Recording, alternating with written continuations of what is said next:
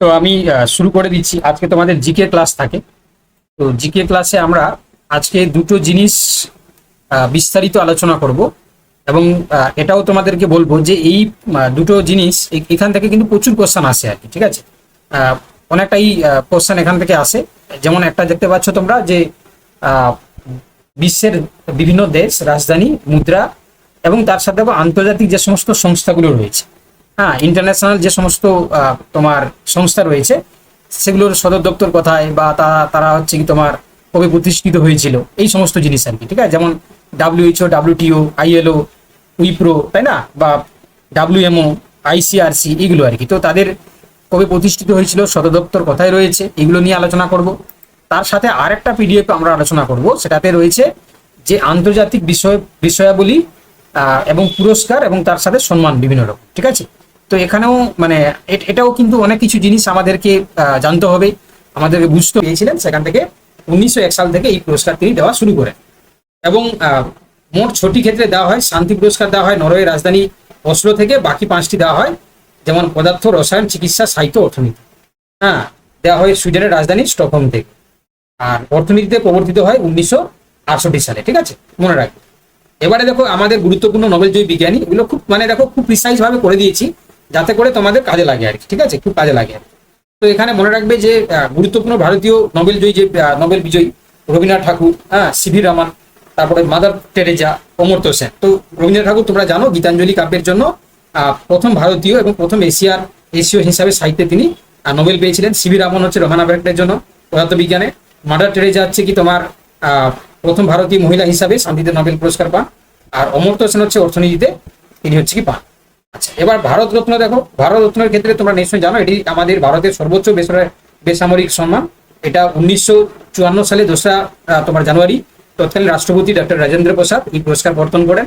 আর এখানে মনে রাখবে তোমরা যে প্রথম প্রাপক হচ্ছে কি দেখো ডক্টর সর্বপল্লী রাধাকৃষ্ণন, তিনি সি রাধাগোপালাচারী এবং ডক্টর সিভি রমন এরা কিন্তু পুরস্কারটা পেয়েছিলেন।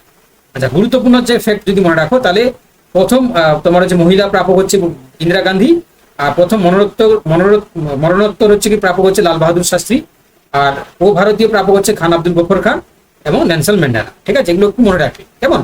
আচ্ছা, অস্কার পুরস্কার। অস্কারের ক্ষেত্রে তোমরা জানো যে আমাদের বিশ্বের যে চলচ্চিত্র রয়েছে, হ্যাঁ, ফিল্ম ইন্ডাস্ট্রি আর কি, তো তাদের ক্ষেত্রে আন্তর্জাতিক পুরস্কার নাম অস্কার। তো এটা 1929 সালে আমেরিকার academy of motion picture arts and sciences তোমার দ্বারা প্রদান করা হয় এই তোমার হচ্ছে কি তোমার সম্মান।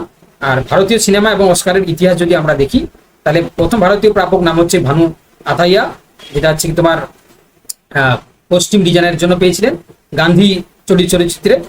সত্যজিৎ রায় এটা একমাত্র ভারতীয় চলচ্চিত্র পরিচালক যিনি লাইফ টাইম অ্যাচিভমেন্ট বা তোমার হচ্ছে কি তোমার অনারারি হচ্ছে কি তোমার পুরস্কার পান। আর এ আর রেহমান, ঠিক আছে, তিনি হচ্ছে কি দেখো স্ল্যাম ডগ মিলেনিয়ার সিনেমার জন্য 2টি অস্কার পান, ঠিক আছে, এগুলো কিন্তু অস্কারেরটাও মনে রাখবে।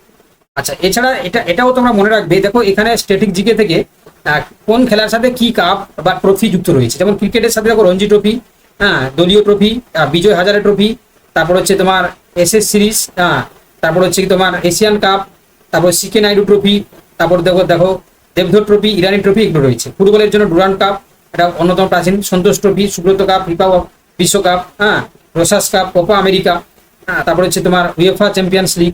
হকির জন্য তোমরা জানো আগা খান এবং হচ্ছে সুলতান আজনাল শাহ কাপ, তারপর ধ্যানচাঁদ ট্রফি, ঠিক আছে, bets cup, Scindia gold cup, এগুলো রয়েছে। তারপরে দেখো ব্যাডমিন্টনের জন্য দেখো থমাস কাপ, এটা পুরুষের জন্য। উবের কাপ হচ্ছে মহিলাদের জন্য, ঠিক আছে। আর তারপরে সুধীরমান কাপ। আচ্ছা, টেনিসের জন্য দেখো ডেভিস কাপ এবং হচ্ছে তোমার বিলিজিন কিং কাপ। 4টি গ্র্যান্ড স্ল্যাম রয়েছে, Australian Open, French Open, Wimbledon, আর হচ্ছে তোমার ইউএস ওপেন, এগুলো সব টেনিসের জন্য। ওকে, আচ্ছা, তাহলে দেখো আমার মনে হয় একটা জায়গা করে দিয়েছি।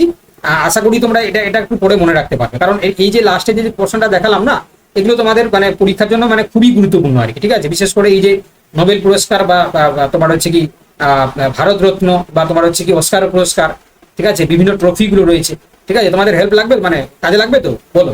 এটা করে দেওয়া হয়েছে, এটা তোমাদের কাজে লাগবে তো, বা পরে মনে রাখতে পারবে তো বলো,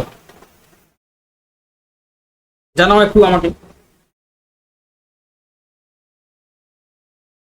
ওকে, ঠিক আছে, তাহলে এটা কাজ করো, তাহলে এই জিনিসগুলো হচ্ছে তোমরা ভালো করে পড়ো।